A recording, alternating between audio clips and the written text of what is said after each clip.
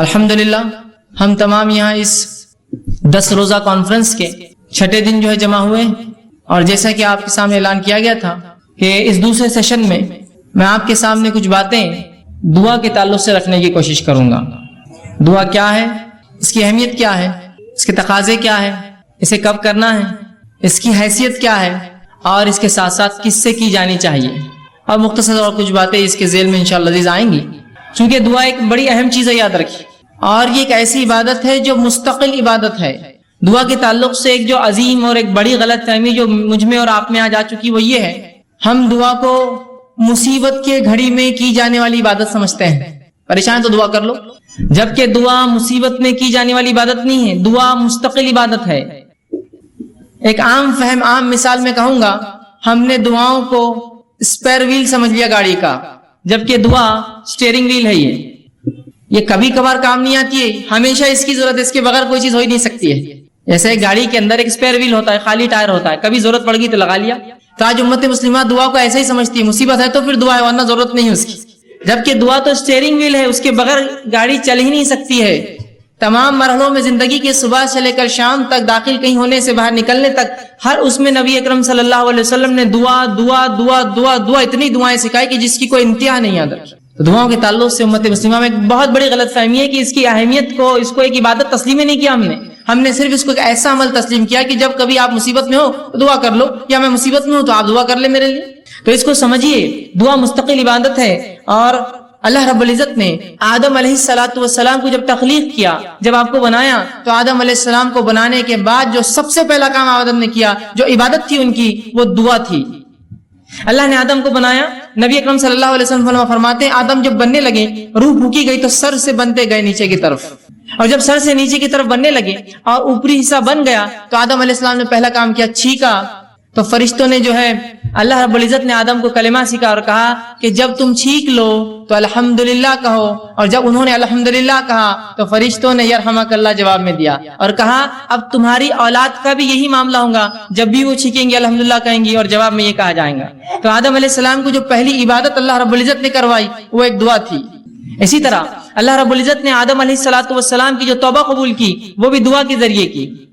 تو دعا ایک مستقل عبادت ہے، یاد رکھیے، یہ کبھی کبھار ہونے والا عمل نہیں، یہ ہمیشہ ہونے والا عمل ہے۔ اسی طرح تمام عبادتوں کے اندر دعا ایک ایسی عبادت ہے جس کے لیے نہ کوئی وقت ہے، نہ کوئی گھڑی ہے، نہ کوئی جگہ ہے، نہ کوئی حالت ہے کہ طہارت ہونا نہیں ہونا، نہ کوئی مقام ہے، بلکہ ایک ایسی مستقل مسلسل بترتیب ایک ایسی عبادت ہے جو آپ صبح شام دن رات طہارت بغیر طہارت کے کسی بھی حالت میں سوتے اور جاگتے اور لیٹے اور بیٹھے اور کھڑے سے اور مجمع میں اور انفرادی اور ہر اعتبار سے آپ کر سکتے ہیں۔ ایک ایسی مستقل جہرانہ عبادت جو آپ کبھی بھی کر سکتے ہیں، کوئی وقت کی پابندی نہیں، کوئی مہینے کی پابندی نہیں، کوئی دن اور رات کی پابندی نہیں، کوئی جگہ کی پابندی نہیں، کوئی رکعت کسی چیز کی پابندی نہیں، ایک ایسی مستقل عبادت جو آپ کبھی بھی کر سکتے ہیں، ہر وقت کر سکتے ہیں، ایک ایسی زبردست چیز ہے۔ اسی طرح اگر سیرت النبی کا مطالعہ کرے، نبی اکرم صلی اللہ علیہ وسلم کی سیرت کا مطالعہ کرے، تو آپ صلی اللہ علیہ وسلم کی زندگی کی کوئی گھڑی، کوئی پہلو،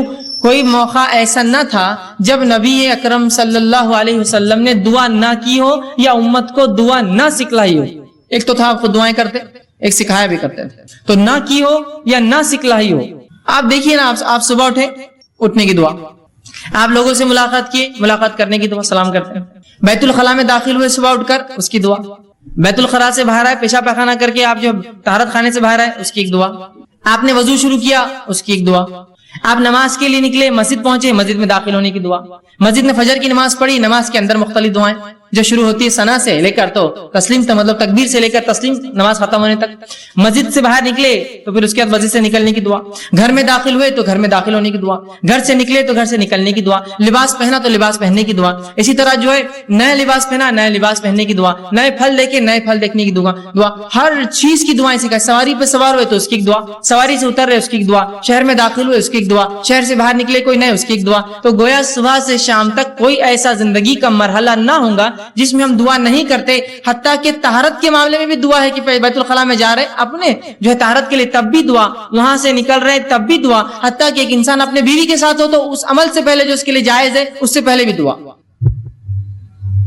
دعائیں دیکھ رہے آپ کس کثرت سے ہے کہ کوئی زندگی کا مرحلہ اس سے خالی نہیں ہے. اور نبی اکرم صلی اللہ علیہ وسلم سے کم و بیش 1000 سے زیادہ دعائیں جو لیل اور نہار صبح اور شام کی وہ ثابت ہے، جو صحیح روایتوں سے آتی ہے.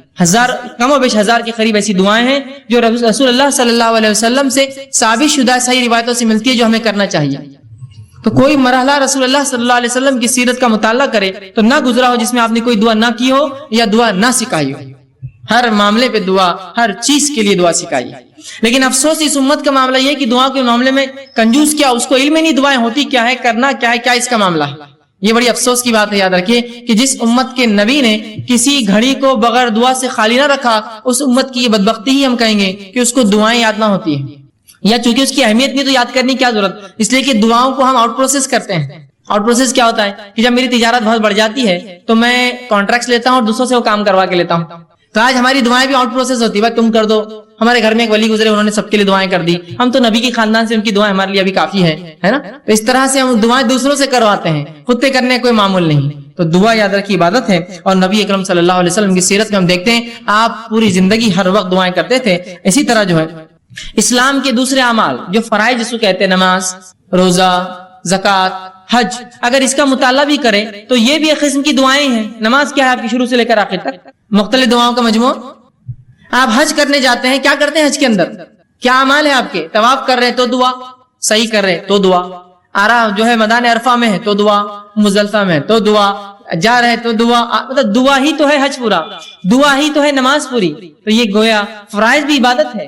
یہ جو فرض عبادتیں ہیں یہ بھی خود ایک قسم کی دعائیں ہیں. یاد رکھیے تو دعاؤں کی شریعت نے بڑی اہمیت یاد رکھی ہے. لیکن آج یہ ہماری بدبختی ہے، غلط فہمی ہے کہ ہم یہ سمجھتے ہیں دعا ایک ایسی چیز ہے جو مشکل حالات میں، پریشانی کے اندر، مصیبت کے اندر اس کو استعمال کیا جائے، ورنہ بہرحال اس کی ضرورت نہیں ہوتی. حالانکہ یہ ایک بہت بڑی غلط فہمی یاد رکھی، بہت بڑی غلط فہمی کہ ہم محض اپنی ضرورت کے وقت دعا کریں، بلکہ ہمیں تو یہ حکم ہے کہ ہر بار ہم دعا کریں. یاد رکھیں ہر بار دعا کرے، ہر چیز سے پہلے دعا کرے، ہر چیز کی بعد دعا کرے، ہر چیز کی ابتدا میں دعا کرے. یہ غلط فہمی کو دور کیجیے کہ دعا کبھی کبھار مصیبت میں پھنس گئے، پریشانی میں پھنس گئے تو کرے، بلکہ دعا ایک مستقل جارحانہ ایک مومن کی زندگی کا عمل ہے جو وہ صبح شام اٹھتے بیٹھتے کھاتے پیتے، عبادتوں سے پہلے، عبادتوں کے اندر، عبادتوں کے بعد وہ جو ہے دعائیں کرتا ہے. اور اللہ رب العزت جو ہے دعاؤں کو قبول بھی کرتا ہے. ایک غلط فہمی یہ بھی ہوتی ہے لوگوں کو کہ یار میں نے اتنی دعا کی، ہم لوگ اتنی دعائیں کر رہے ہیں لیکن میری دعا قبول نہیں ہوتی. میں نے فلاں مسئلے کے لیے دعا کی، وہ چیز مجھے نہیں ملی. میں نے فلاں کام کے لیے دعا کی، وہ چیز کام نہیں ہوا. میں نے فلاں مسئلے کو فلاں کیا، آج تک وہ چیز نہیں ہوئی. یہ کیسی عجیب بات ہے کہ میں دعا تو کر رہا ہوں لیکن وہ چیز قبول نہیں ہوتی ہے، وہ چیز میری پوری نہیں ہوتی ہے، یا وہ کام میرا نہیں ہوتا ہے. پھر کیا فائدہ دعائیں کر کے؟ اور جب دعاؤں کا صحیح تصور اور دعا کیا ہے، ہم نے کیا سمجھا؟ دعا مصیبت کی ایک چیز ہے استعمال کی. اب مصیبت حل نہیں ہوئی تو پھر دعا کر کے فائدہ کیا ہے؟ ہم نے دعاؤں کو یہ سمجھا کہ مصیبت کی گھڑیوں میں اللہ کو پکارنا یہ دعا ہے. اب اگر مصیبت میں نے پکارا اور وہ دعا کا جواب نہ آیا، جو مجھے نہ سمجھا، تو پھر فائدہ کیا ہے دعا کر کے جس کا جواب نہیں آتا، جو قبول نہیں ہوتی. اور پھر یہ سوچ کر انسان یا تو دعائیں کرنا چھوڑ دیتا ہے. دعائیں کرنا چھوڑنا تو پھر ٹھیک ہے، لیکن اللہ رب العزت سے جو بدزنی وہ شروع کرتا ہے، یار دعائیں قبول نہیں کرتا اللہ ہماری، فائدہ کیا کر کے؟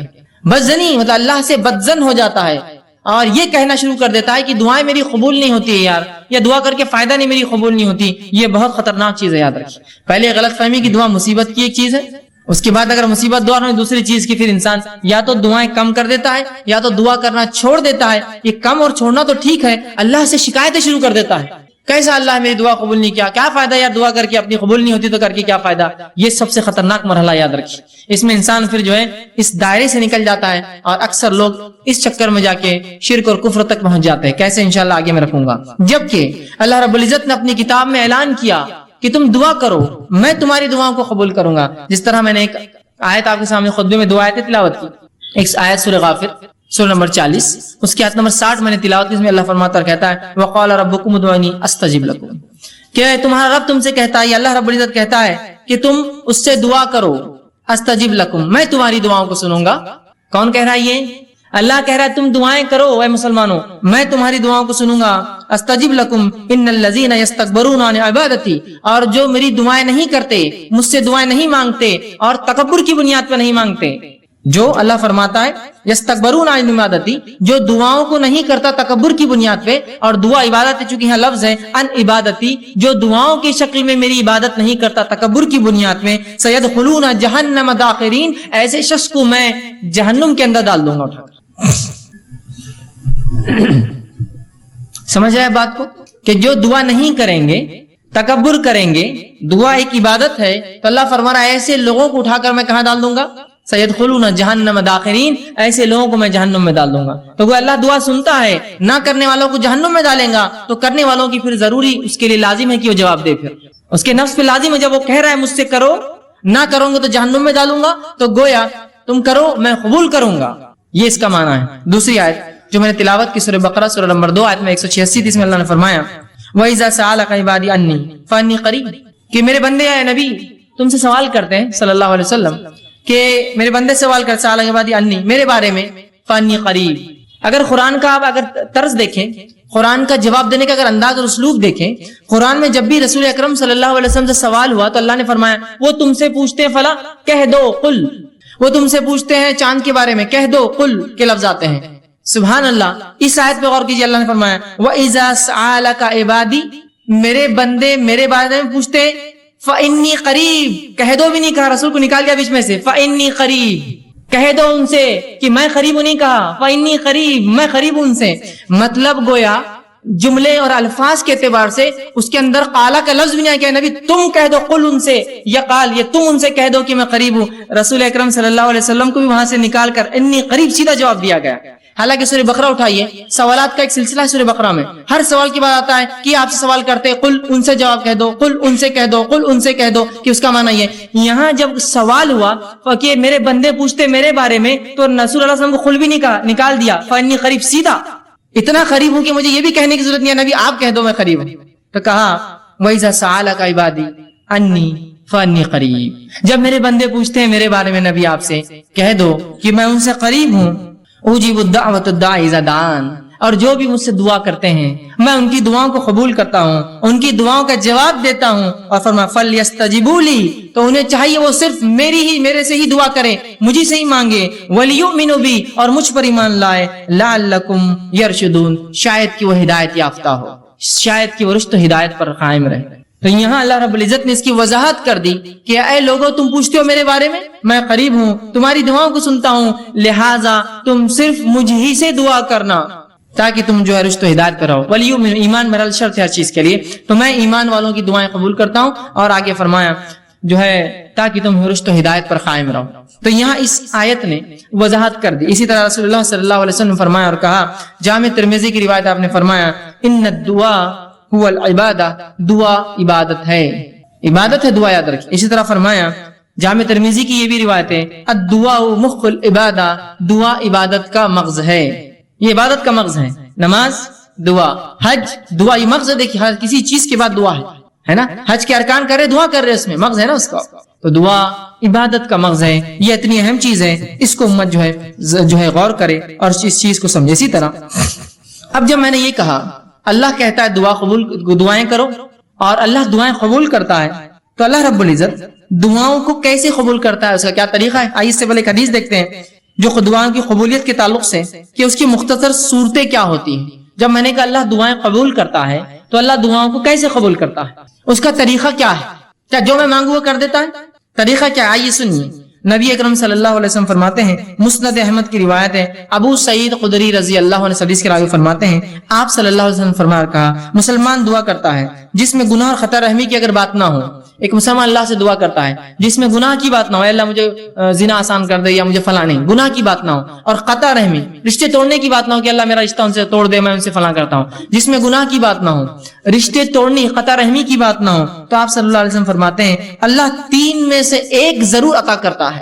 جب بندہ اللہ سے دعا کرتا ہے جو گناہ کی نہ ہو، پہلا شرط، دوسرا خطا رحمی رشتے توڑنے کی نہ ہو، تو اللہ تین میں سے کوئی ایک کام اس کے ساتھ کرتا ہے۔ غور سے سنیے تاکہ وضاحت ہو جائے کہ اللہ دعائیں بولتے ہیں نا اس میں قبول نہیں کرتا ہے، تو کیا کرتا ہے سنیے۔ تین میں سے کوئی ایک کام، پہلا دعا کے مطابق خواہش پوری کر دیتا ہے، اے اللہ مجھے فلاں گاڑی چاہیے، گاڑی مل گئی، دعا کے مطابق خواہش پوری کر دی۔ اے اللہ مجھے فلاں گھر چاہیے، گھر مل گیا، دعا کے مطابق خواہش پوری کر دی۔ اے اللہ مجھے فلاں جو خاتون سے نکاح کرنا ہے، دعا کے مطابق آپ کو کر دیا، وہ چیز آپ کو عطا کر دی. اللہ میرے والدین کو صحت عطا فرما، دعا کے مطابق صحت عطا ہو گئی، تو جو مانگتا ہے مل جاتا ہے، پہلی شکل. دوسری صورت دعا قبول ہونے کی سنیے، آپ فرماتے ہیں دعا کو آخرت کے لیے اٹھا کے ذخیرہ بنا دیتا ہے. دعا کو اللہ لے لیتا ہے اور اٹھا کر آخرت میں ذخیرہ بنا دیتا ہے. اینڈ ٹائمز کا سٹاک، مرنے کے بعد کی زندگی کے لیے ایک سٹاک بنا کے رکھ دیتا ہے، آخرت کا ذخیرہ بنا دیتا ہے. اور تیسرا فرماتے ہیں دعا کے برابر مصیبت کو ٹال دیتا ہے. دعا کے برابر آپ نے دعا مانگی اللہ مجھے گاڑی دے، اب بولیں گاڑی نہیں ملی مجھے، دعا کے برابر مصیبت ٹال دی. ہو سکتا ہے گاڑی لیتے ایکسیڈنٹ ہو کے مر جائے، دعا کے برابر مصیبت ٹال دی، گاڑی نہیں دلائی آپ.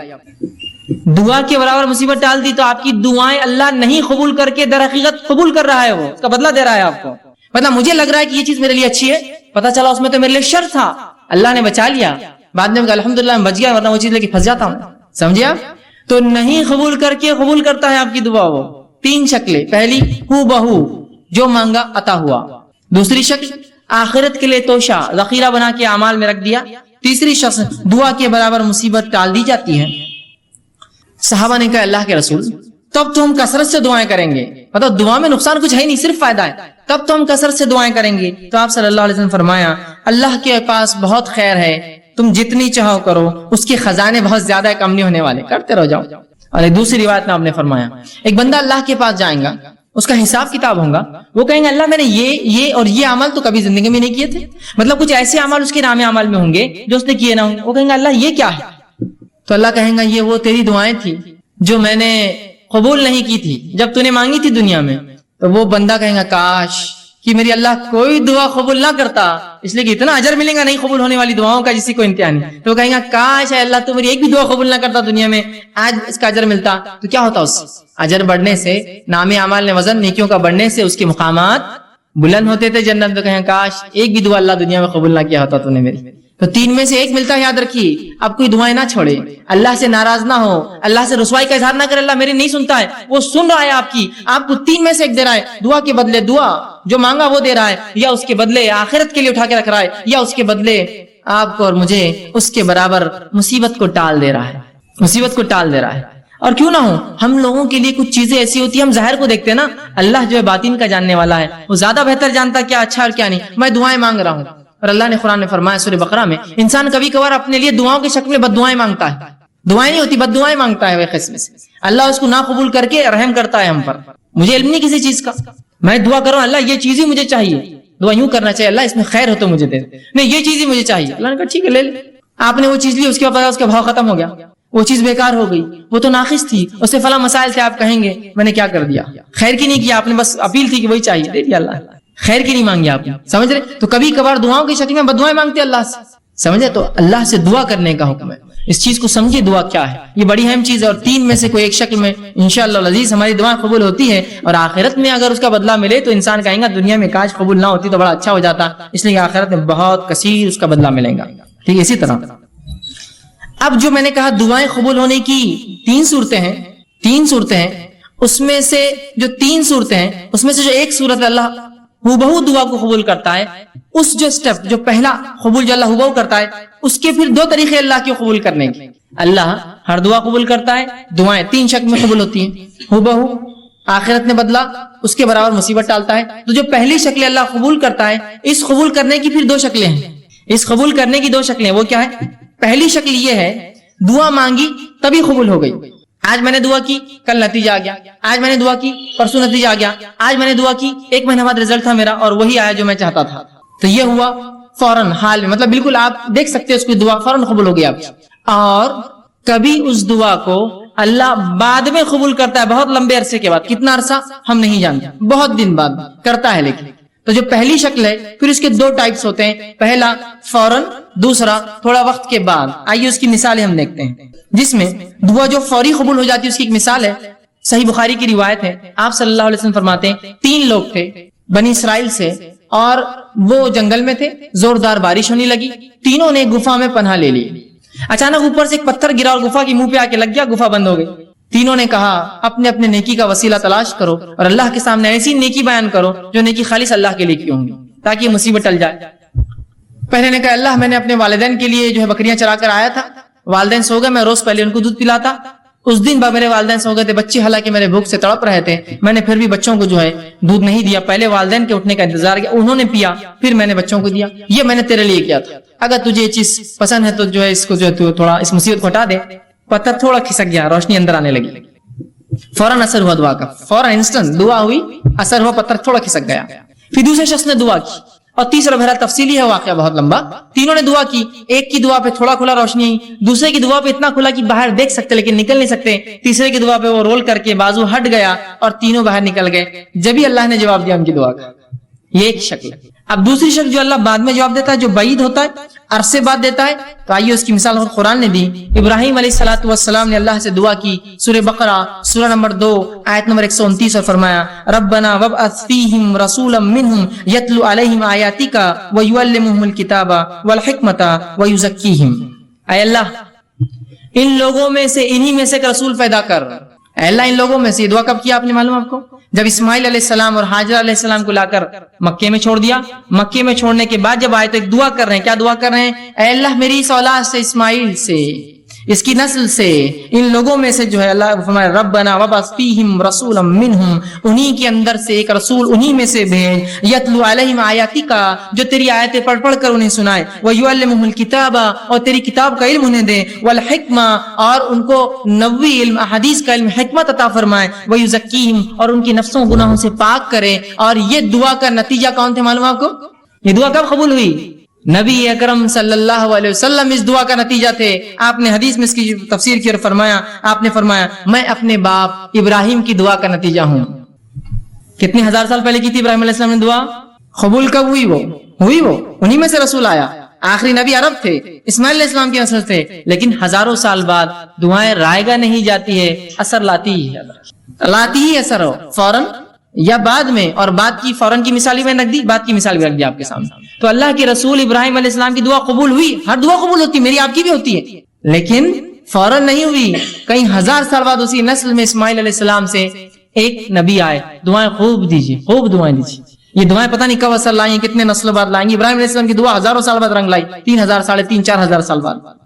दुआएं करना चाहिए, इसके बड़े फजाइल याद रखिए। तो 3 शक्लों में से पहली शक्ल की 2 किस्में हैं कि फौरन और देर से, लेकिन याद रखिए अल्लाह रब्बुल इज्जत दुआ कबूल करता ही है। दुआ कभी रायगा नहीं जाती। कभी अपनी दुआओं से मायूस मत होइए कि मैंने दुआ की और कबूल ना हुई। इसी तरह जो शख्स जो है हाजत तलबी के जो है जरिए दुआओं को समझता है, और जब हाजत उसकी पूरी होगी समझता है दुआ गनीमत है, वो शख्स ऐसा सोच कर जो है बहुत बड़ी गलतफहमी करता है, और इसके वजह से बहुत सारे गलत उसके नताज निकल जाते हैं। और ऐसा शख्स जो ये समझता है कि दुआ एक ऐसी चीज है कि इसके करने से मेरी हाजत पूरी होंगी, और बाद में आम हालत में दुआ नहीं करता, इस शख्स की मिसाल ऐसी है कि एक आदमी जहाद के लिए जाए और उसकी नियत हो माले गनीमत मिले मुझे।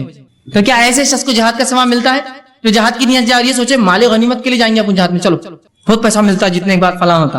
और वो शख्स जो दुआ को इबादत समझ के करता है, उसकी मिसाल ऐसी है, वो मुजाहिद जो मैदान जहाद में जाता है, वो सोचता है या तो फिर अल्लाह फतेह देगा, या तो जो है शहीद हो जाएंगे, जीत गए तो माले गनीमत भी शायद मिल जाएगा। उसकी नियत असल नहीं है, उसका असल मकसद इबादत है, वो जहाद, उसके अंदर उसको क्या ज़ेली फायदे मिलेंगे उसके लिए वो अहम नहीं है। तो हम भी जब दुआ कर रहे हैं तो ऐसा ना हो कि हम सिर्फ उसके मकसद के लिए कि बस अल्लाह मेरा मुसीबत हल कर दे, बस दुआ कर रहे हैं, उसकी बात नहीं, बल्कि दुआ मुस्तकिल इबादत है, चाहे फायदा हो चाहे फायदा ना हो। जैसे वो मुजाहिद जो जहाद में जा रहा है सोच रहा माले गनीमत मिले तो मैं जाऊंगा, तो उसका जहाद फायदे का नहीं। वो मुजाहिद जो सोच रहा है माले गनीमत ना मिले, फतेह मिलेंगी, फतेह ना मिले तो कम से कम शहीद तो हो जाएंगे, फायदा तो हर तरफ। समझ रहे? तो दुआ को भी आप मखसूस ना कर दे, मुसीबत में तो दुआ करो। दुआ तो मुसीबत, तंगदस्ती, खुशहाली, फरावानी और हर एतबार से, सेहतमंदी में और बीमारी में और हर हालत से, अमन में और खौफ में, हर जगह जो हमें जो है दुआ करनी चाहिए। इसी तरह दुआ एक बेहतरीन हदिया है, याद रखिए। दुआ एक बेहतरीन तोहफा है जो एक दूसरे को हम दे सकते हैं। लेकिन हमारे पास एक गलत फहमी, क्या गलत फहमी है? दुआ सिर्फ बूढ़े लोग देते। तो अगर मैं आपसे कहूं अल्लाह आपको जो अच्छा रखे, और कितने बुढ़े हो गए फैज में, अल्लाह आपको अच्छा रखे, अरे फैज भी आप इतने बुढ़े नहीं ना, दुआएं दे रहे अभी से। तो हम ये समझते हैं दुआ सिर्फ बूढ़े लोग दे सकते हैं, और अल्हम्दुलिल्लाह इस उम्मत में सब जवान मरते हैं, बूढ़ा कोई होता ही नहीं है ना। देखिए कहाँ कोई बूढ़ा होता है, इंसान की 60 साल 70 साल जिंदगी गुजरे, लेकिन काला करके घूम रहा है, टी शर्ट, साफ टी शर्ट, और अपना दिखाते हुए बिल्कुल काले बाल है, बताना चाह रहा है अभी तो मैं जवान हूँ भाई, कहाँ मेरे चक्कर में जा रहे थे। जवान हूँ, बूढ़ा मत समझो मुझे, बच्चे हैं मेरे बड़े, लेकिन फिर भी मैं जवान हूँ, है ना। तो बूढ़े कहाँ होते हैं? और दुआ चूंकि बूढ़े लोग देते हैं तो हमारे पास तो कोई बूढ़ा होता ही नहीं, है ना, और मर्द तो भी एक दूसरे को दुआ देते हैं, औरतें तो कभी दुआ देती ही नहीं एक दूसरे को। फर्ज सलाम का जवाब देने भी कतराती है तो दुआएं तो दूर की बात होती है ना। अगर कोई एक खातून को दूसरी खातून कर दे अस्सलाम वालेकुम, बोलती है तुमने हमको सलाम किए, बोलती है क्यों, पहचानते हमको नहीं, उधार उधार लेने आने वाले के बाद में नहीं, ऐसा भी नहीं। अच्छा बच्चों के पूरे रिश्ते हो गए हमारे, बेटा जरूरत नहीं तुम्हारे सलाम की हमको। उसके पीछे मकसद देंगे किस लिए दुआ, कहे के लिए सलाम, सलाम दुआ नहीं क्यों दे रहे तुम, इतनी कंजूसी हो गई है ना। और औरतें भी बूढ़ी नहीं होती थी, इसलिए कोई होता ना, पहले एक जमाना था दुआएं देते थे, औरतें कसरत से दुआएं देते, आज कोई नहीं था, इसलिए कि दुआएं बूढ़े लोग देते और इस उम्मत में माशाल्लाह सब जवान मरते, बूढ़ा कोई होता नहीं है, तो लिहाजा दुआ की जरूरत नहीं। दुआ दीजिए, कसरत से एक दूसरे को दुआ दीजिए, दुआ हदिया है एक दूसरे को जो हम देते, तोहफा है, कुछ नहीं दे सकते, दुआ तो दे सकते हैं ना। दूसरे हजियों को पैसा लगता है, जेब खर्च होता है, कुछ मत कीजिए, दुआएं तो दीजिए अच्छी अच्छी। इनमें हरगिज ये कहना नहीं चाह रहा तोहफे दीजिए मत, सिर्फ दुआएं दीजिए, लेकिन दुआएं दीजिए लोगों को, ये बेहतरीन हदिया है। नबी अकरम सल्लल्लाहु अलैहि वसल्लम जब सहाबा कुछ अच्छा काम करते इस्लाम के लिए और दीन के लिए, शरीयत के लिए, दुआएं का तोहफा देते, क्योंकि आप सबके पास माल दौलत कहाँ थी उतनी, जो आती खर्च कर देते, दुआएं देते फौरन। उस्मान इब्न अफ़्फ़ान रजी अल्लाह अन्हु ने जंग तबूक में खूब माल खर्च किया, अल्लाह के रसूल ने खूब दुआएं दी उनको, खूब दुआएं दी। हदिया है, दीजिए दुआएं एक दूसरे को, सलाम की शक्ल में, सलाम से हट की मुसीबतों की दूर करने की शक्ल में, या मुख्तलिफ दुआएं जो आपको लगे इसकी परेशानी मेरे भाई मेरी बहन की, मेरे दोस्त की, मेरे रिश्तेदार की, खूब दुआएं दीजिए एक दूसरे को। और ये दुआओं का चलन बिलखुसूस हम देखते हैं हिंद पाक में, बर्रे सखीर में बहुत कम है, क्योंकि हमारा तस्वर कुछ और ही है। एक गलत फहमी की बुनियाद पर हम दुआ नहीं दे सकते, तो मेरी दुआ कहाँ अल्लाह सुनता, मेरी कहाँ कबूल होने वाली, दुआओं का मामला नहीं। लेकिन आप जाएंगे अगर अहले अरब को आप देखेंगे तो माशाल्लाह उनमें आज भी दुआओं का बड़ा सिलसिला होता है। कोई भी अरब से आप मिलिए इतनी दुआएं देंगे आपको, कैसे है, घर के हाल क्या है, अल्लाह अच्छा रखे, अल्लाह बरकत दे, अल्लाह तेरे माल में बरकत दे, बच्चों में बरकत दे, खूब चलती, उसकी 5 मिनट दुआएं चलती रहती है। फिर जाते वक्त 5 मिनट दुआएं, 2 मिनट की असल बात थी, मैं काम से आया था, 5 मिनट दुआएं पहले, 5 मिनट बाद दुआएं चलते रहती है उसकी, जाने जाने तक दुआ करते रहेंगे उसको, अल्लाह अच्छा लगे, फिर हम अल्लाह दुआएं करते रहेंगे। दुआओं को रखिए, इसको चलन मामूल बना दीजिए, अपनी जबानों को तर रखिए दुआओं से एक दूसरे के लिए, कुछ नहीं तो कम से कम लफ्जी तो कंजूसी मत कीजिए। एक दूसरे को खाली दुआएं देने में क्या जाता है, दुआओं को खूब याद कीजिए, एक दूसरे को खूब दुआएं दीजिए। अरबी नहीं आती है, कोई मसला नहीं, उर्दू में बोलिए, कोई अरबी में ही करना शर्त नहीं है। दुआ जो सुन्नत से साबित दुआ है उसको अरबी में ही करना, उसका असल सवाब तो तभी है, लेकिन ना याद हो तो कम से कम उर्दू में तो बोल सकते हैं ना, अल्लाह अच्छा रखे, खुश रखे, बरकत दे, ये तो इतना तो बोल सकते हैं ना। नहीं, दुआ देने में बहुत शर्म आती, क्यों गालें देने में शर्म नहीं आती तुमको कभी, सिर्फ दुआ में ही शर्म, तुमको पूरे दीनी काम में शर्म और हया और सब आती है। नमाज पढ़ो तो शर्म आ रही, दुआ दो तो शर्म आ रही, ये करो तो शर्म आ रही, अजान दो तो शर्म आ रही, बाकी सब नंगे धड़ंगे कामों में हमको शर्म नहीं। खुलकर डटकर सड़क पे खड़े रह के पिचकारियां मार रहा, उसको शर्म नहीं आया, उसको क्या होता है, दुआ नहीं बहुत शर्म आती, दुआ वो अच्छा नहीं दिखता है, इतने बड़े लोग दुआ देना, यहाँ पिचकारी मारने की शर्म नहीं आती तुमको। तो जहाँ शरीयत है वहाँ शर्म और हया ला ली, और जहाँ शर्म और हया होना था कि सड़क पे खड़े की शर्म करो, थूक रहे हो तुम सड़क पे, वैसे सड़क पे थूकना भी दुरुस्त नहीं, बीच में बाजू जाना चाहिए, और उस पर एक गंदी चीज खा के थूकते हो जिससे धब्बे लगते हैं इमारतों पर, जमीन खराब होती है।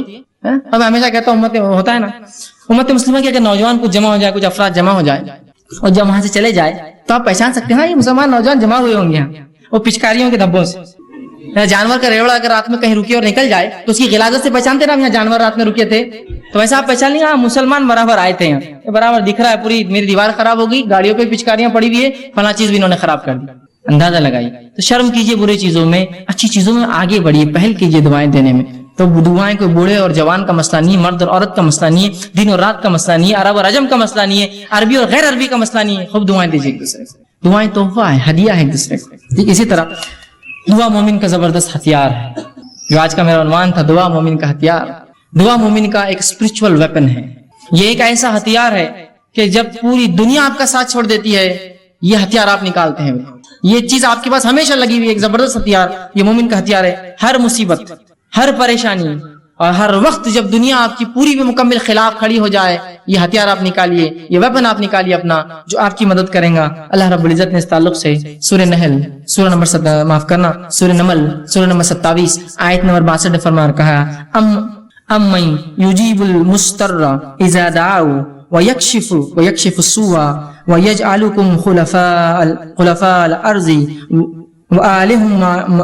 फिर आगे अल्लाह फरमाता है खुलफाअल अर्ज़ि, और फरमाया भला कौन है जो बेकरार की दुआ कबूल करता है जब वो इसे पुकारता है। क्या फरमाया अल्लाह ने, भला वो कौन है जो बेकरार की दुआएं, जब इंसान परेशान, तंगदस्त, मुसीबत ज़दा होता है तो कौन है उस बेकरार इंसान की दुआएं सुनता है। तो दुआ मेरा और आपका हथियार है, और एक ऐसा जबरदस्त हथियार کہ جو آپ ہر وقت استعمال کر سکتے ہیں، اور مصیبت میں یہ ہتھیار تو بالکل آپ کا سب سے بالکل آخری ساتھی جس کو کہتے ہیں، یہ آپ کے ساتھ ہوتا ہے، اور اللہ ہر کسی کی دعائیں سنتا ہے، جس کے تعلق سے اگر آپ واقعہ دیکھیں تو اللہ رب العزت نے یونس علیہ السلام کا واقعہ آتا ہے کہ یونس علیہ السلام سے ایک خطا ہوئی. خطا یہ ہوئی کہ آپ نے جب اللہ نے اس بستی پر عذاب لانے کا سوچا تو آپ نے سوچا اب دعوت پہنچا کے کیا فائدہ، نکل جاتا ہوں بستی سے. نکل کر چلے گئے. جب کشتی میں سوار ہو کر شہر سے جا رہے تھے، ہوا یوں کہ لوگوں نے کہا کہ ایک طوفان آ رہا ہے اور طوفان سے بچنے کے لیے کشتی کو ہلکا کرنا پڑے گا، خرہ ڈالیں گے، لوٹ ڈالیں گے، جس کا نام آیا اس کو کشتی سے باہر پھینک دیا جائے گا. خرہ ڈالا گیا، یونس علیہ السلام کا نام نکلا. یونس علیہ السلام کا نام نکلا، لوگوں نے اٹھا کر کشتی سے پھینک دیا. جو ہی آپ کشتی سے گرے ایک بڑی مچھلی نکل کر آئی اور یونس علیہ السلام کو نگل لیا. نگل کے سمندر کے اندھیروں میں چلے گی وہ لے کر، گہرائیوں میں چلے گی یونس علیہ السلام کو لے کر. آپ تنہا ہے، مچھلی کے پیٹ میں ہے، مذاق نہیں یاد رکھیے، تنہا ہے، مچھلی کے پیٹ میں ہے. بڑی مچھلی ہوں گی، بہت بڑی، اور مچھلیاں بہت بڑی ہوتی. مچھلی کے پیٹ میں ہے، کوئی سننے والا نہیں ہے وہاں، کوئی دیکھنے والا نہیں ہے. اس اندھیرے سے یونس نے آواز دی اپنے رب کو اور کہا. اللہ پر رب العزت نے اس بات کو اپنی کتاب میں سورہ انبیاء سورہ نمبر 21 آیت میں 87 اور 88 فرما کہا فنادى في ظلمات ان لا اله الا انت سبحانك انی كنت من الظالمین. یونس نے اس اندھیرے سے اپنے رب کو آواز دی ظلمات سے کہ لا الہ الا انت سبحانك، اے اللہ تیرے علاوہ کوئی ذات نہیں ہے، عبادت کے لائق تیرے علاوہ کوئی الہ نہیں ہے، انی كنت من الظالمین، میں گناہگار تھا. تو اللہ رب العزت نے یونس کی اس ظلمات سے آواز کو سنا اور نکال دیا یونس کو ظلمات سے باہر. تو اللہ رب العزت سب کی سنتا ہے، مانگنا تو آئے. یونس علیہ السلام نے اس گہرائی سے، سمندر کے اس گہرائی اور ظلمات سے آواز دی اپنے رب کو. اللہ نے فرمایا فنادى في ظلمات ان لا الہ الا انت سبحانك انی كنت من الظالمین. اس نے آواز دی اور اس اندھیرے سے کہا اے اللہ تیرے علاوہ کوئی الہ نہیں، تیرے علاوہ لائق معبود کوئی عبادت کے لائق نہیں، سبحانك تیری ذات پاک ہے، انی كنت من الظالمین، وہ میں تھا جس نے اپنے نفس پہ خطا کی، وہ میں تھا جس نے ظلم کیا اور تیرے حکم کی خلاف ورزی کی. اللہ رب العزت نے سنی اور کہا فاستجبنا له، اور تیرے رب نے اس کی دعا کو وہاں سنا، اس اندھیرے میں جب کوئی نہیں تھا، سمندر کی گہرائی میں سنا. فاستجبنا له ونجيناه من الغم، اور اس کو اس کے غم سے نکال دیا. وكذلك ننجي المؤمنين، ہم ایسی ہی نجات دیتے اپنے ایمان والے بندوں کو. سمجھ رہے ہیں بات؟ ابراہیم علیہ السلام لا اولاد، اولاد نہیں ہے آپ کو، نہ لڑکا ہے نہ لڑکی ہے. سوچتے ہی مشن کون لے کے چلیں گا میرے بعد، کوئی لڑکا ہو میرا جو مشن لے کر چلے. اللہ سے دعا کی، اللہ نے قبول کی. انبیاء علیہ الصلوۃ والسلام آہ بکا کر رہے ہیں، گڑ گڑا رہے ہیں، دعائیں مانگ رہے ہیں. پھر کیوں اس امت کو شرم آتی ہے رب سے دعا مانگنے کے لیے؟ ابراہیم علیہ السلام نے دعا کی، ایوب علیہ السلام نے دعا کی اپنی بیماری کے لیے. اسی طرح جو ہے زکریا علیہ السلام نے اپنی اولاد کے لیے دعا کی، جو یحییٰ علیہ السلام کی آپ کو خوشخبری دی گئی. یوسف علیہ السلام نے جب اس بری عورت نے جو آپ پہ قصد کیا کہ آپ کے ساتھ بدکاری کرے تو دعا کی اللہ مجھے وہ جیل زیادہ بہتر ہے بنسبت اس عمل کے. اللہ نے دعا قبول کی اور جیل میں ڈال دیا، اس لیے کہ ورنہ زنا کرنے کے اوپر تلی تھی. آپ نے کہا وہ جیل بہتر ہے اس زنا سے، اللہ نے جو آپ کو بچا لیا اور جیل میں ڈال دیا. اندازہ لگائیے ان لوگوں نے اللہ سے دعا کی. بس یہ ہے کہ ہمیں جو اللہ رب العزت سے مانگنا تو آئے. ایک واقعہ سناتا ہوں اللہ کیسے سنتا ہے لوگوں کی، اور لوگوں کی کیوں میں کہوں، اللہ رب العزت تو جانوروں کی بھی سنتا ہے. یاد رکھیے صحیح مسلم کی روایت ہے، اللہ کے رسول صلی اللہ علیہ وسلم فرماتے اللہ کے نبی سلیمان علیہ الصلوۃ والسلام آپ کے دور میں قحط سالی ہو گئی، سوکھا پڑ گیا. جو ہے سلیمان علیہ السلام اپنے لشکر کو لے کر چلے، لاؤ لشکر جو ہے مسلمانوں کو لے کر چلے کہ بستی سے باہر نکل کر اللہ سے نماز استسقاء دعا. نماز استسقاء کیا ہے؟ دعا ایک قسم کی عبادت کر کے دعا مانگتے ہیں. نماز استسقاء کے لیے نکلے، جب نکل کر چلے اپنے جو ہے بستی سے اور ایک جگہ سے گزرے جہاں چونٹیاں تھی، جب وہاں سے نکلے آگے چلے تو کہا آپ جانے کی ضرورت نہیں ہے، ہمیں واپس جانا ہے. تو لوگوں نے کہا یونس معاف کرنا، اے سلیمان تم ہمیں نماز استسقاء کے لیے لے کر چلے تھے، کیا بات ہے، کیوں آپ تم کہہ رہے ہو؟ تو کہا جب ہم وہاں سے چلے تھے ایک چونٹی الٹی اپنے پیٹھ کے بل لیٹی اور اس نے اپنے پورے پیر آسمان کی طرف کیے اور اللہ سے دعا کی بارش کی، اللہ نے اس کی دعا سن لی، اب ہمیں نماز استسقاء کی ضرورت نہیں.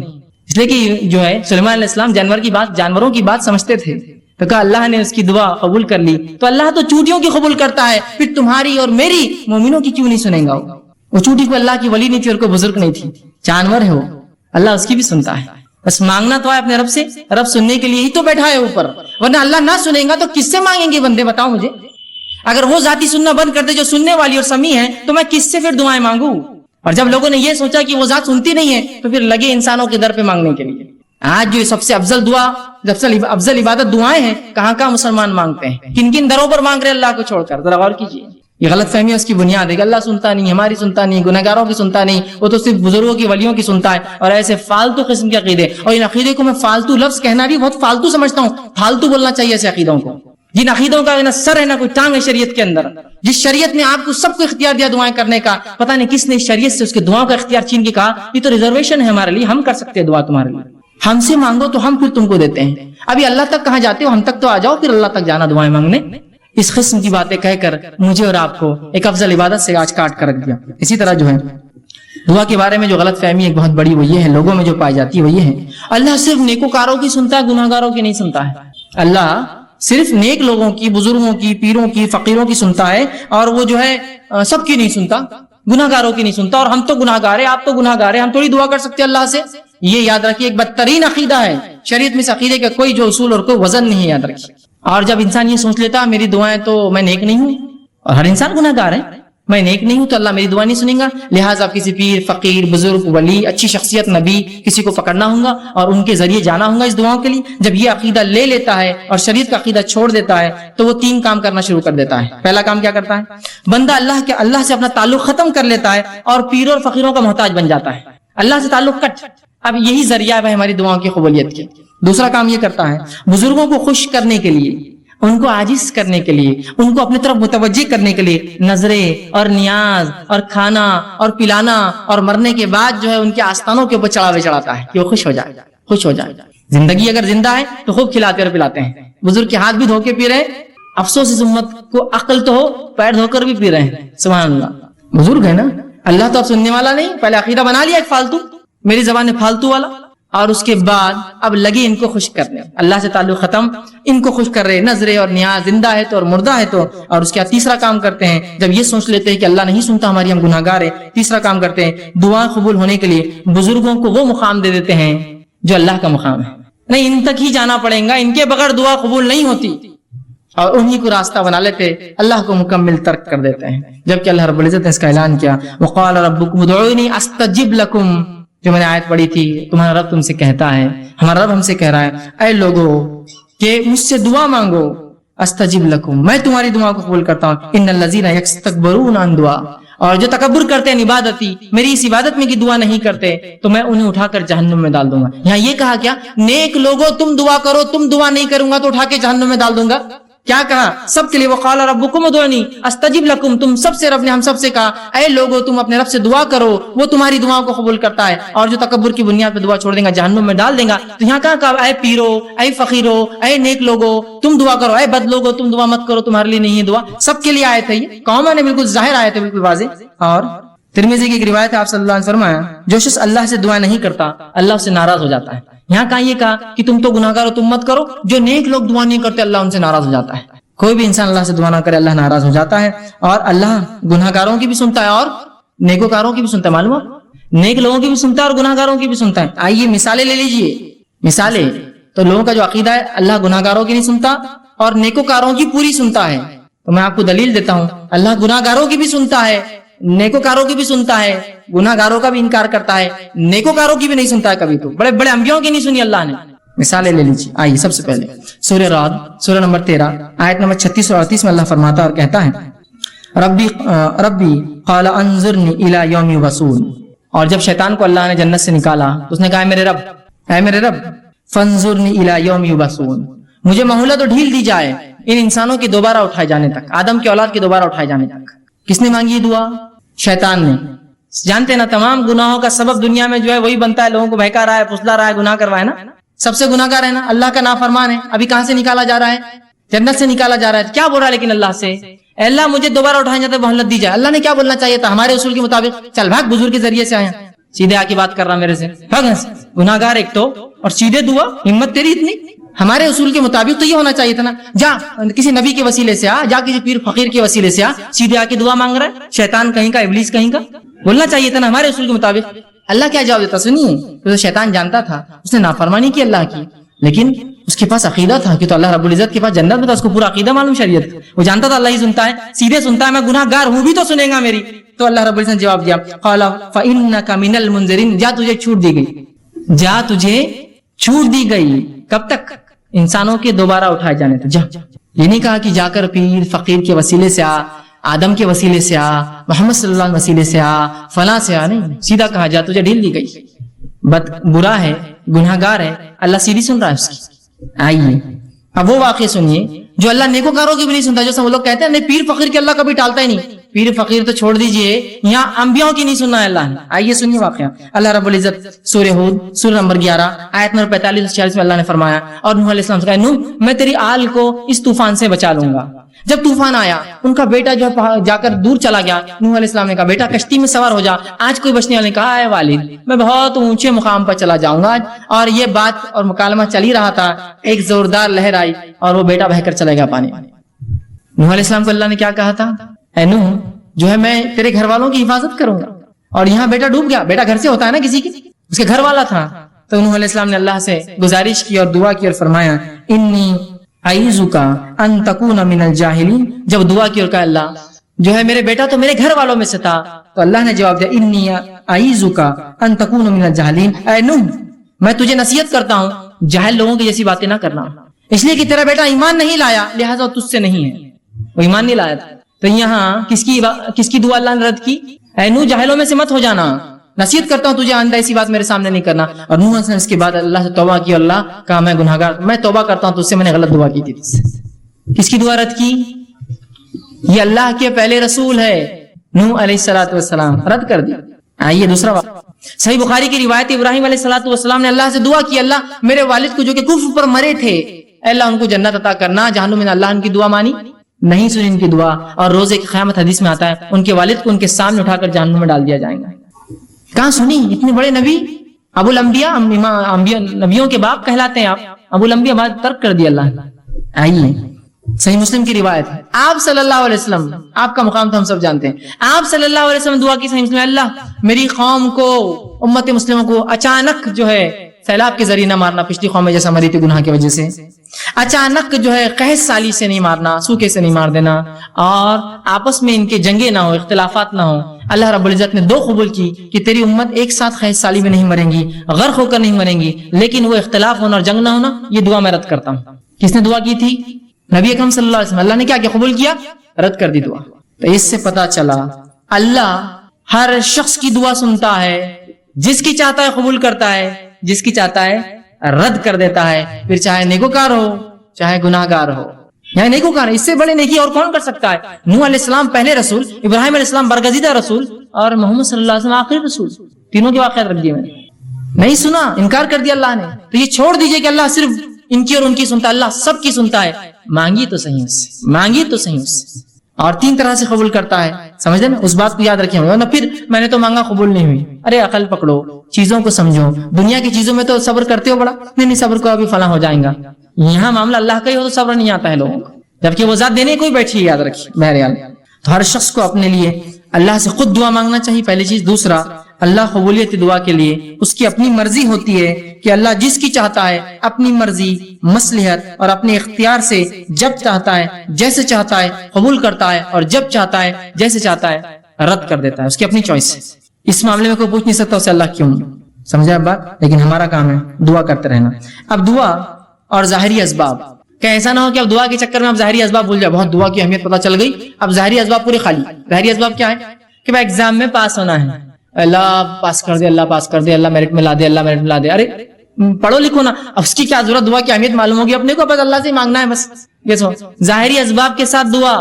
نبی اکرم صلی اللہ علیہ وسلم کے ایک شخص سے اللہ کے رسول, کیا میں اللہ پر بھروسہ کر کے اپنے اونٹنی کو کھلا چھوڑ کے مسجد میں نماز کو آ جاؤں؟ تو آپ صلی اللہ علیہ وسلم نہیں, پہلے اس کے گھٹنے کو باندھ, پھر مسجد میں اللہ پہ توکل کر کے.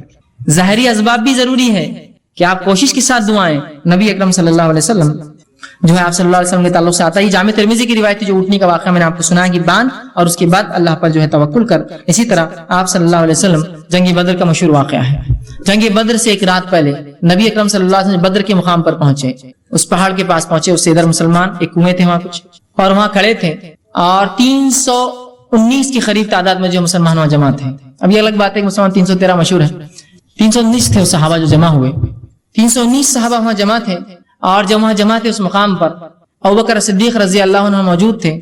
راوی حدیث کہتے ہیں کہ آپ صلی اللہ علیہ وسلم نے بدر کی جب تیاریاں پوری کر لی, جو ظاہری اسباب تھے پورے تیار کر لی, اب اپنا اسپرچل ویپن ہتھیار اٹھایا, دعا.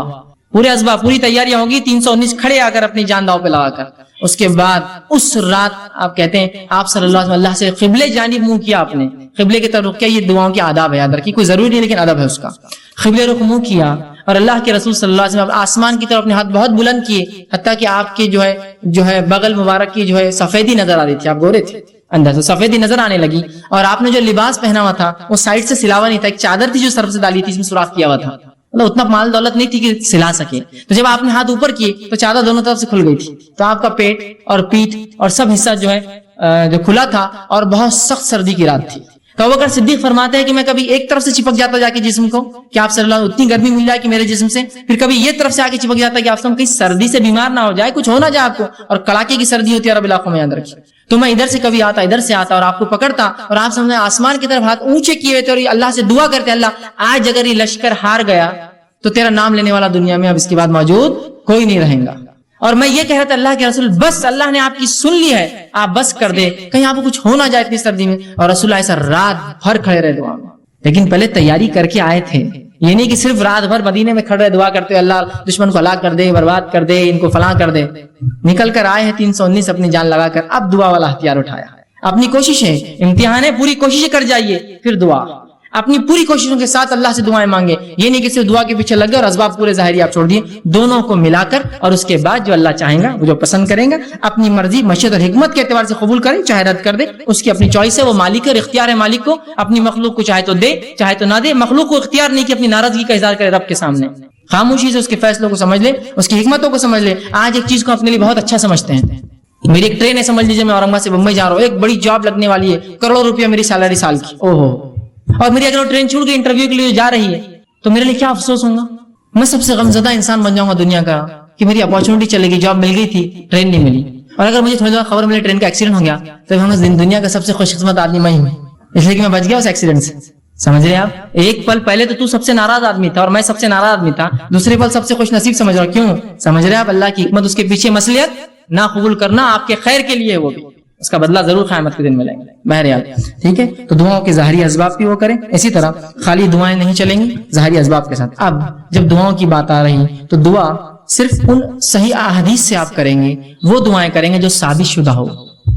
عام دعائیں تو اپنی زبان میں، اردو میں، مراٹھی میں، تیلگو میں، ملیالم میں، جو زبان آتی کر سکتے ہیں، لیکن جب آپ کو خاص دعائیں کرنا ہے نا، کچھ جو سنت سے ثابت ہوتی ہے، تو وہی دعائیں کریں گے جو صحیح حدیث ثابت ہے. ورنہ آج دعاؤں کے نام پر مسلمانوں کو کیا کچھ نہیں پڑھایا جا رہا ہے، آپ کو میں بتا بھی نہیں سکتا کیا کچھ نہیں.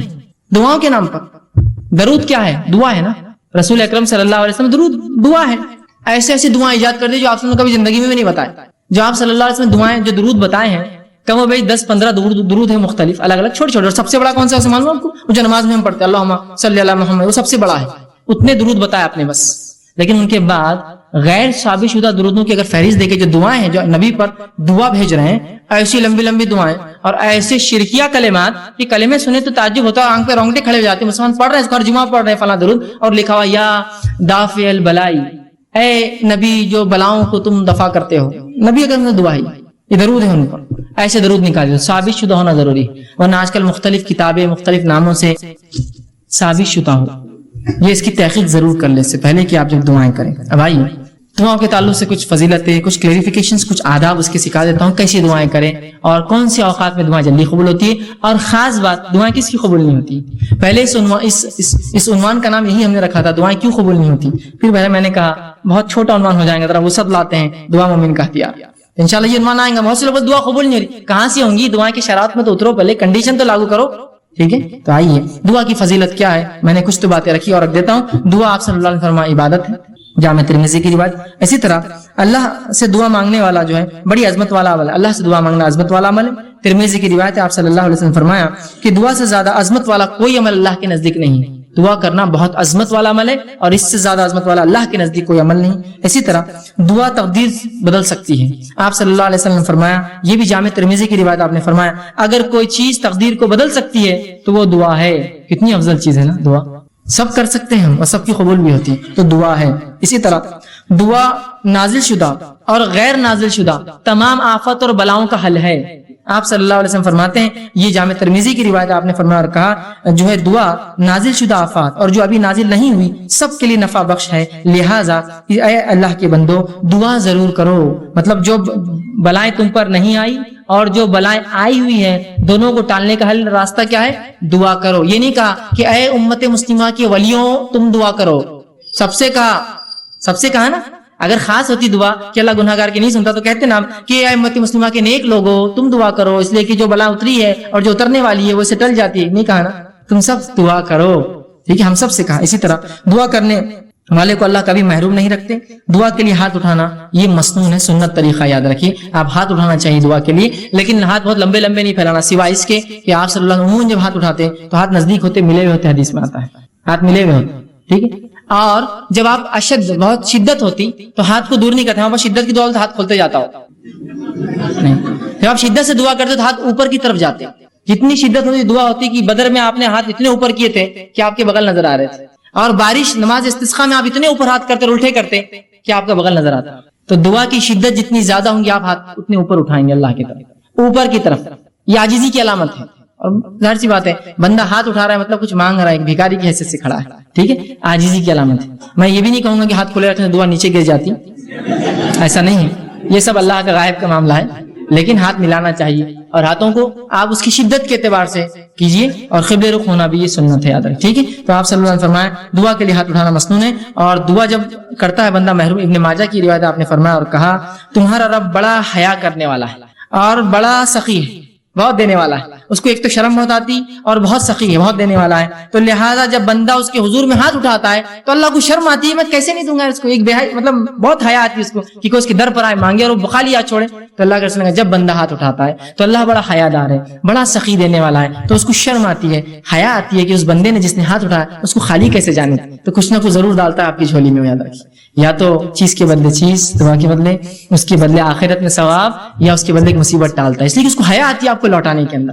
ٹھیک ہے. تو ہاتھ اٹھانا ہمارا سنت ہے اور اللہ دعا. اسی طرح جو ہے دعا کے تعلق سے بات آتی ہے, اس کے کچھ آداب ہے, ان آداب کا بھی لحاظ رکھیں. ان آداب کا ہم لحاظ نہیں رکھیں گے تو ہو سکتا ہے دعا جو آپ کہتے قبول نہیں ہو رہی ہے, ہم کو لگ رہا ہے اس کا ہو سکتا ہے. آئیے سنیے, دعا مانگنے کے لیے جو ادب رکھنا, جامع ترمذی کی روایت ہے. ایک شخص آیا, 2 رکعت نماز پڑھی, نماز کے بعد اس نے دعا کی اے اللہ میری مغفرت کر, مجھ پر رحم کر, اور اس کے بعد چلا گیا. آپ نے کہا اس کی قبول نہیں ہوئی. صحابہ نے کہا اس کی قبول نہیں کیوں؟ تو آپ نے فرمایا جب دعا کرو تو سب سے پہلے اللہ کی حمد و ثنا کرو, تعریف بڑائی بیان کیجیے اللہ کی, سورہ فاتحہ ہے, سورہ اخلاص ہے, اللہ کی حمد و ثنا. اس کے بعد مجھ پر درود بھیجو, اور اس کے بعد اپنی حاجت رکھو. تو دوسرے صحابی نے سن لیا, فوراً گئے, نماز پڑھی, اس کے بعد الحمد ثنا کی اور رسول اللہ صلی اللہ علیہ وسلم پہ درود بھیجا, اور اس کے بعد جو ہے اپنی دعا کہ اللہ کے رسول نے فرمایا اس کی قبول ہوئی.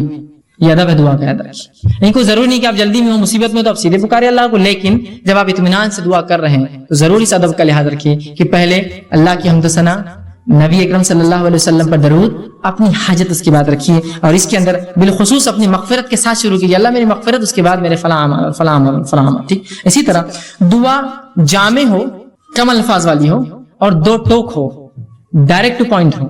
جامع سمجھتے آپ, کم الفاظ والی. آپ صلی اللہ علیہ وسلم لمبے الفاظ پسند نہیں کی دعا میں, خوب لمبے اشعار پڑھ رہے, یہ پڑھنے. جامع ہو, جیسا کہ ایک شخص جو ہے وہ دعا کر رہے تھے اور کہتے اللہ مجھے جنت دے, جنت کے سیدھے ہاتھ پہ اتنے درخت دے, جنت کے الٹے ہاتھ پہ اتنے درخت دے, جنت کے. تو ان کے والد نے کہا آپ صلی اللہ علیہ وسلم نے ہمیں منع کیا تھا ایسی دعاؤں کے تعلق سے, ایسی تفصیلی. جامع دعا کرو جنت دے. اب جنت میں سب کچھ مل جائے گا نا, یہ خواہ مخواہ کیوں کر رہے تم, اتنے جھاڑ ادھر اتنے جھاڑ ادھر, یہ اللہ خود دے دیں گے سب. اور جہنم سے پناہ مانگنا ہے تو صرف یہ دعا کرو اللہ جہنم سے پناہ دے. اتنی تفصیلات کیوں کی جہنم کی, یہ پناہ دے اور وہاں سے پناہ دے, صرف آپ کر لیجیے خالی, سمجھ رہے بات کو. تو جامع ہو, لمبے الفاظ, تفصیلی نہ ہو, جامع ہو. اے اللہ جنت دے, جنت کی نعمتیں خود مل جائیں گی نا ساتھ میں, اس کو کیا آپ کو ضرورت بولنے کی اتنے جھاڑ, اتنے حوریں, اتنے فلاں, اتنے گھر, اتنے پیسے, ضرورت ہی نہیں ہے نا. جنت مل گئی, سب کچھ آ گیا, جہنم سے بچ گئے, سب کچھ ہو گیا. اتنا کیوں کہ اللہ جہنم کے وہ حصے سے نجات دے اور وہ حصے سے نجات دے اور وہ حصے سے, خالی آپ بول دیجیے بس, بات سمجھ رہے آپ, ٹھیک ہے. جامع ہو اور 2 ٹوک. یہ دعا کوئی نہ کرے اللہ تو بہتر سمجھے تو دے, یہ دعا درست نہیں. کیوں؟ اللہ پہ کوئی اتھارٹی ہے کہ جو بہتر سمجھے گا اور نہیں سمجھے گا؟ اس کے پاس تو پوری ملکیت ہے, وہ تو دے ہی سکتا ہے. آپ مانگیے کیا مانگنا ہے, آپ کو بولیے اپنے اللہ یہ چیز مجھے خیر ہے تو دے دے, ختم. تو چاہے تو خیر دے دے, یہ کوئی آپشن نہیں. اللہ کے اوپر کیا کوئی باس ہے اس کا جو اس کو وہ کرے گا کہ تو چاہے تو مطلب وہ کسی سے پوچھے؟ ڈائریکٹ اپنے 2 ٹوک الفاظ میں کیجیے اللہ یہ چیز خیر ہو تو دے دے, بس ختم. دو ٹوک ہو, مضبوط الفاظ ہو, جامع الفاظ ہو, کم الفاظ ہو, اور اپ ٹو دا پوائنٹ ہو دعا اپنی. اور یہ نہیں کہ اللہ کو آپشنز کے ساتھ تو بہتر سمجھے تو دے, بلکہ آپ نے کہا سیدھے اپ ٹو دا پوائنٹ آپ کے, اللہ اگر خیر ہو تو یہ چیز مجھے دے دے, شر ہو تو اس سے محفوظ رکھ, ختم ہو گیا. دو ٹوک الفاظ میں کہے, یہ نہ کہے, صحیح بخاری کی روایت یہ نہ کہے کہ جو اللہ تو چاہے تو, بلکہ اللہ کے اوپر کوئی بڑا نہیں, اس کا حاکم نہیں ہے کوئی, وہ خود سنتا ہے, لہٰذا دو ٹوک الفاظ میں دعا کرو. اسی طرح دعا مانگتے ہوئے دعا کی قبولیت کا آپ کو یقین رکھنا ہوگا دل میں. جب آپ شخص سے دعا کریں گے نا, ہوتی نہیں ہوتی چلو کر لیں گے, لیکن اب دعا نہیں ہوتی قبول آپ کی, اب نہیں ہوتی, چونکہ آپ ایسی بارگاہ میں جا رہے ہیں جو اتنا غنی ہے, جو کسی کو لوٹاتا نہیں ہے, اور وہاں جاتے وقت فقیر یہ سوچے کہ ملے گا نہیں ملے گا, چلو مانگ لیتے ہیں, پھر نہیں ملتا. مانگنے والے کو بالکل ڈٹ کر جانا چاہیے کہ اس دربار سے کوئی واپس نہیں جاتا. یہاں تو بھر دے جھولی کس کس سے چالو ہے, اور وہ نہیں بھرے گا تو رب کس کو کیسے وہ کریں گے, وہ تو دینے ہی والا ہے. تو آپ یقین کریں کہ دعا قبول ہونے والی میری, وہ 3 شکلوں میں, وہ یاد رکھیں ہمیشہ. اور پھر دو ٹوک الفاظ میں کیجئے, یقین کے ساتھ کیجئے اللہ قبول کریں گا. اور دعا پوری توجہ اور یکسوئی سے کیجئے, دعا میں خشوع ہو, جیسا نماز, روزہ, زکوٰۃ, حج, ذکر و اذکار, تلاوت قرآن میں خشوع, تو اسی طرح خشوع ہو. یہ نہیں کہ آپ بہت سے لوگ دعا کرتے ہیں, ہاتھ چالو ہے, کچھ تو بھی چل رہا ہے, بس مطلب کوئی ان کو دعا میں خشوع نہیں, بس اور ہاں آمین چل رہا ہے معاملہ. خشوع کے ساتھ, عاجزی انکساری کے ساتھ, یکسوئی کے ساتھ. یہ جامع ترمذی کی روایت, آپ نے فرمایا اللہ تعالیٰ سے قبولیت کے مکمل یقین کے ساتھ دعا کرو, اور یاد رکھو اللہ تعالیٰ غافل اور بے دھیان دل کی دعا نہیں سنتا اور قبول نہیں کرتا. غافل بے دھیان دل بس کر رہے, اللہ بس میرے والدین کو فلاں کر دے, یہ غافل ہے, آپ ادھر دیکھ رہے ادھر دیکھ رہے, یہ کام کیسا چل رہا, وہ کیسا ہو رہا, مسجد میں کیا کیا ہو رہا, گھر میں کیا کیا ہو رہا ہے نا, تو پھر دعا قبول نہیں ہوتی. اسی طرح دعا کے ادب میں یہ ادب بھی ہے, دعا مانگنے سے قبل اپنے گناہوں کا اعتراف کیجیے اللہ کے سامنے. یہ حاکم کی روایت ہے, آپ صلی اللہ علیہ وسلم فرمایا جب بھی تم اللہ سے دعا مانگو تو اپنے گناہوں کا پہلے اقرار کرو, اللہ میں گناہ گار ہوں, میں خطا کار ہوں, مجھ سے گناہ اور خطا ہوئے, لیکن تو میرا رب ہے, اس گناہ اور خطاؤں کے بعد بھی مجھے یقین ہے تو میری دعا سنے. تو اپنے گناہوں کا اعتراف کیجیے اور پھر اپنی حاجت مسائل اس کے سامنے رکھیے, ٹھیک ہے. تو گناہوں کا